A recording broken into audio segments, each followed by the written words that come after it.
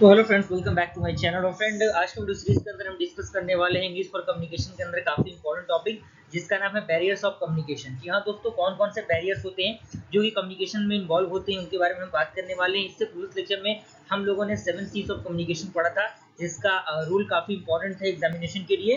तो उस टॉपिक को हमने बहुत अच्छी तरीके से डिस्कस किया है। तो उसके जो प्लेलिस्ट है, प्लेलिस्ट का लिंक आपको डिस्क्रिप्शन बॉक्स में मिल जाएगा, आप वहाँ से उसे एक्सेस कर सकते हैं। तो आइए हम लोग उसको स्टार्ट करते हैं। सबसे पहले कुछ स्टेटमेंट है जो कि बैरियर्स के बारे में बता रहा है।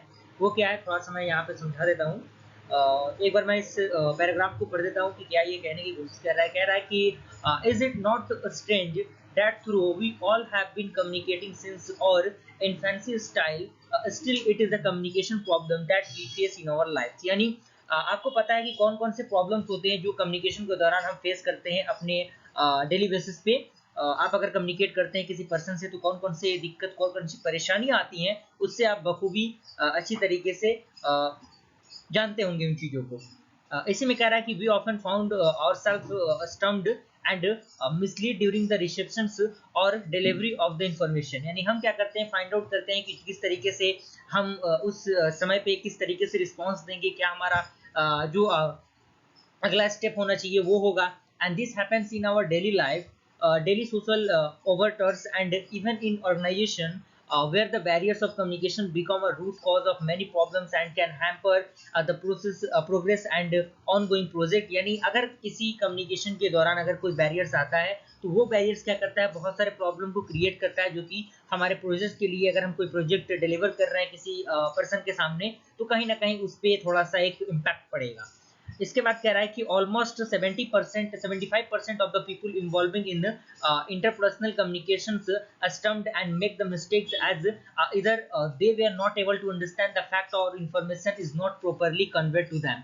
यानी लगभग 75% से भी अधिक जो लोग होते हैं वो क्या होते हैं, बैरियर ऑफ कम्युनिकेशन को फेस करते हैं, क्योंकि वो बेसिकली समझ नहीं पाते हैं चीज़ों को, किस तरीके से किस तरीके की चीज़ें वहाँ पे यूज़ करनी है, कौन कौन सी चीज़ें ध्यान में रख के चलनी है। अगला पॉइंट कह रहा है कि mis in interpretations of fact, mis appearances and culture misunderstanding and closed door echo with incensed noise are common barriers of the communication in realizing the targeted level of communication। यानी ये सारे क्या हैं, कुछ बैरियर्स हैं जो कि communication के अंदर इन्वॉल्व होते हैं।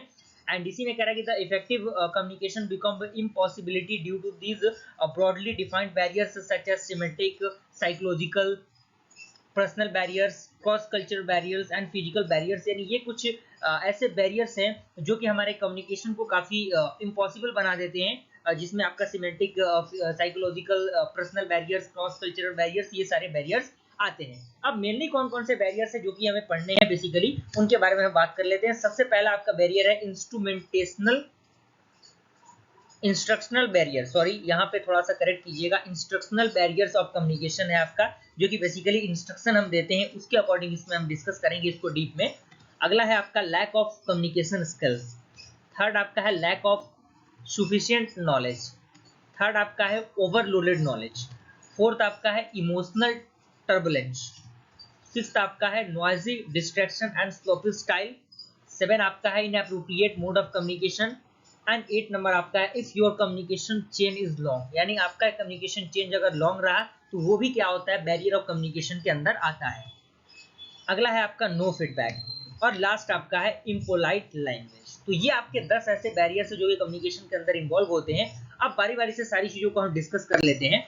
यहाँ पे आप देखिए, सबसे पहला आपका है इंस्ट्रक्शनल बैरियर्स ऑफ कम्युनिकेशन। यहाँ पे क्या कह रहा है, इसमें कह रहा है कि the wrong presentation of the samples without knowing the purpose and the nature of the audience can hurt their feeling. यानी जो भी हमारा प्रेजेंटेशन हम दे रहे हैं, बिना सैंपल को ध्यान में दिए हुए, बिना चीज़ों को ध्यान में दिए हुए हम क्या कर रहे हैं, उस जो हमारा कम्युनिकेशन सिस्टम है उसको हम डिलीवर कर रहे हैं किसी भी पर्सन के पास सामने, तो वो क्या होता है, कहीं ना कहीं उस पर्सन के लिए दो तरीके की चीज़ें होती है। अगर कम्युनिकेशन बेहतर रहा तो वो बेहतर फीडबैक देगा, अगर कम्युनिकेशन बेहतर नहीं रहा तो कहीं ना कहीं उसके फीलिंग पे कहीं ना कहीं इम्पैक्ट पड़ेगा।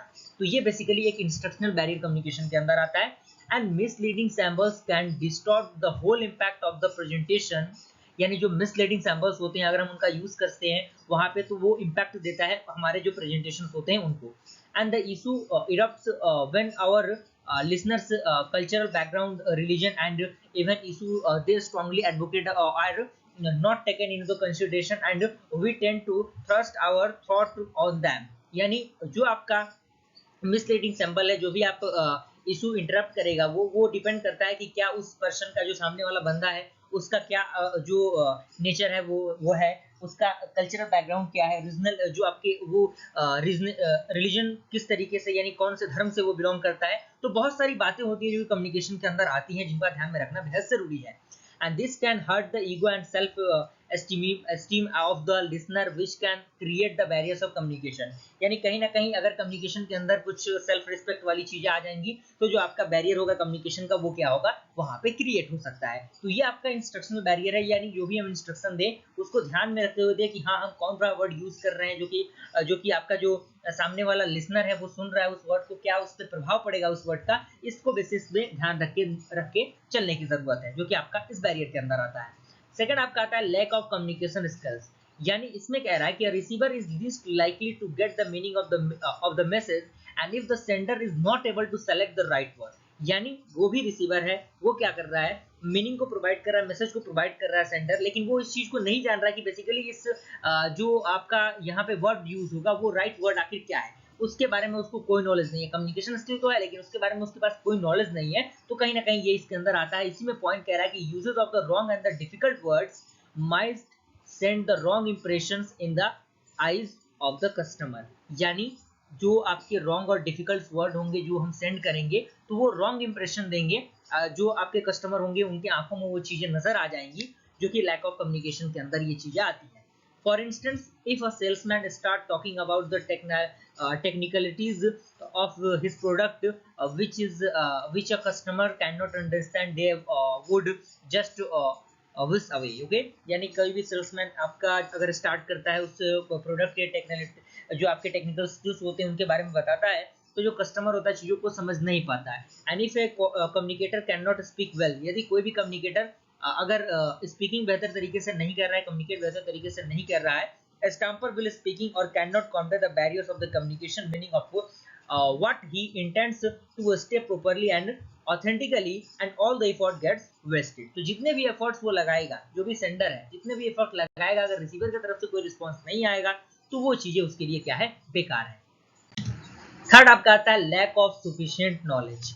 यानी यहाँ पे देखिए सफिशिएंट नॉलेज का क्या, अगर कम नॉलेज आपके पास रहा तो वो भी आपके बैरियर्स ऑफ कम्युनिकेशन के अंदर आता है। तो इसमें कह रहा है कि we start communicating about the something without knowledge of the student subject, the barriers of communication are bound to occur. यानी बिना किसी सब्जेक्ट के, यानी कोई भी सब्जेक्ट है, कोई भी टॉपिक है, उस टॉपिक पर बिना किसी नॉलेज के हम बोलना अगर स्टार्ट करेंगे, तो कहीं ना कहीं वो क्या होगा, हमारी नॉलेज की कमी रहेगी, उस पर हम कुछ गलत वर्ड यूज कर देंगे, जिसके उसका जो मतलब होगा पूरी तरीके से बदल जाएगा, जो कि इसके अंदर आता है।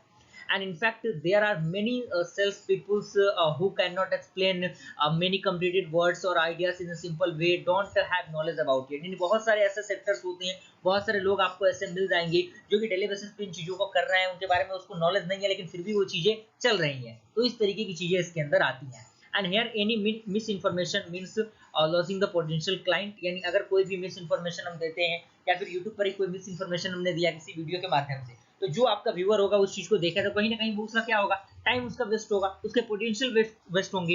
And in the organisation lack of knowledge will bound to become a biggest stumbling block in your career growth. तो कहीं ना कहीं ये आपके कैरियर पर भी प्रभाव डालेगा। अगर आप किसी बड़ी कंपनी में हैं तो उस चीज पे ध्यान रखने की थोड़ी सी जरूरत है। अब यहाँ पे आपका अगला आता है जो है आपका ओवरलोडेड नॉलेज।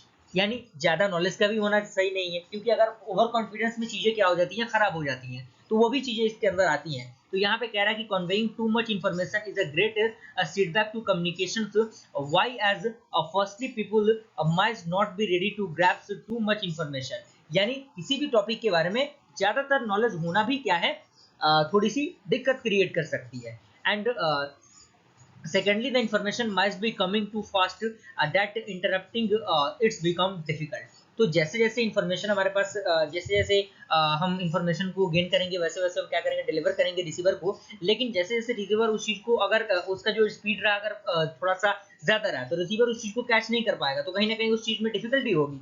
तो वो ही इसके अंदर पॉइंट में कह रहा है। Suppose you are talking about the product having many features. यानी मान लीजिए कि कोई भी प्रोडक्ट आपके पास है, उसके पास बहुत सारे फीचर्स है, आप उनके बारे में बता रहे हैं। And if you start talking about everything, the conversation can become the quite boring। और आप क्या कर रहे हैं, उस प्रोडक्ट के बारे में जितने भी चीजें हैं शुरू से लेकर आखिर तक सारी चीजें आप उसमें बता रहे हैं। भले ही प्रोडक्ट के बारे में मेन एडवांटेज ना हो उसका, लेकिन जो भी चीजें हैं सारी चीजें आप उसमें बता रहे हैं कि हाँ ये ऐसे है वैसे है, लेकिन कोई भी वहां पे एक ऐसी चीजें नहीं है जो कि जरूरत की हो। तो best is to deliver the few important and the most useful features which would entail the effectiveness and the valuable proposition। यानी ये बेस्ट तरीका ये होता है कि हम उस प्रोडक्ट के बारे में ऐसी ऐसी चीजें बताएं जो कि उसके फीचर्स को बहुत ही बेहतरीन तरीके से डिस्क्राइब करें और उस प्रोडक्ट के जो क्वालिटी होती है, जो इफेक्टिवनेस होती है, उसको इंप्रूव करने में मदद करें, यानी उसको थोड़ा सा वैल्यूएबल बनाएं। तो ये हमारे लिए बहुत ज्यादा जरूरी है। तो ओवरलोडेड नॉलेज मुझे पूरी उम्मीद है कि आपको समझ में आ गया होगा। फिफ्थ आपका है इमोशनल प्रॉब्लम्स, यानी कई बार इमोशन की भी बातें आ जाती हैं। जैसे मान लीजिए कोई भी कम्युनिकेशन हम कर रहे हैं, किसी भी पर्सन से हम बात कर रहे हैं, बात करते करते करते करते क्या हुआ कि कोई सा ऐसे वर्ड हमने यूज कर दिया जिससे उसके इमोशन पे थोड़ा सा प्रभाव पड़ा, यानी उसको थोड़ा सा हर्ट हुआ, उस वर्ड का थोड़ा सा उसको दुख हुआ, तकलीफ हुआ। और कुछ ऐसी भी वर्ड होते हैं जिनसे उनको खुशी भी होती है। तो इस तरीके की चीजें इसके अंदर आती है। इसमें स्टेटमेंट कर रहा है कि your emotional aggregation in any form, be in it anger, hostility, fear, restraint, etc. can be misconstrued and misinterpreted, and you will not be able to convey your thought well as you feel severely engrossed in the emotional turmoil। तो ये सारी चीजें वही हैं जो कि मैंने अभी बताया। इमोशंस की बातें आ रही हैं, गुस्से वाली बातें आ रही हैं। जैसे कोई गलत वर्ड आप यूज करेंगे तो कहीं ना कहीं सामने वाला जो बंदा होगा उसको थोड़ा सा गुस्सा आएगा, तो कहीं ना कहीं गुस्से में चीजें खराब भी हो जाती हैं। इसी में अगला आपका है नॉइजी डिस्ट्रक्शन, जिसे हम लोग कई बार कह सकते हैं कि कोई ऐसी चीजें, कोई ऐसा हो हल्ला हो रहा हो जिससे हमारे कम्युनिकेशन डिस्टर्ब हो, वही इसके अंदर आएगा। इसमें कह रहा है कि if you are communicating something in a noisy environment, यदि मान लीजिए कोई भी चीजें आप कम्युनिकेट कर रहे हैं तो वहां पे क्या आ रहा है, थोड़ा सा शोर शराबा वहां पे हो रहा है, तो कहीं ना कहीं वहां पे कम्युनिकेशन थोड़ा सा होता है वो डिस्टर्ब हो जाता है। And it can distract your communicating thought. तो उस कंडीशन में आपका जो कम्युनिकेटिंग थॉट होता है वो क्या होता है, वो डिस्टर्ब हो जाता है। And trouble in your mobile line or a noise in surroundings like in the restaurant can create the barrier of communication. जैसे मान लीजिए कि कोई भी चीजें हैं, जैसे मान लीजिए कि अभी मैं वीडियो बना रहा हूँ, अगर वीडियो में बहुत ज्यादा नॉइज आने लगा, बहुत ज्यादा हो हल्ला होने लगा, तो कहीं ना कहीं आपका जो डिस्ट्रक्शन होगा वो कम होगा और कहीं ना कहीं आप डिस्ट्रैक्ट हो जाएंगे। तो उस कंडीशन में ये आपके नॉइज डिस्ट्रक्शन के अंदर आते हैं।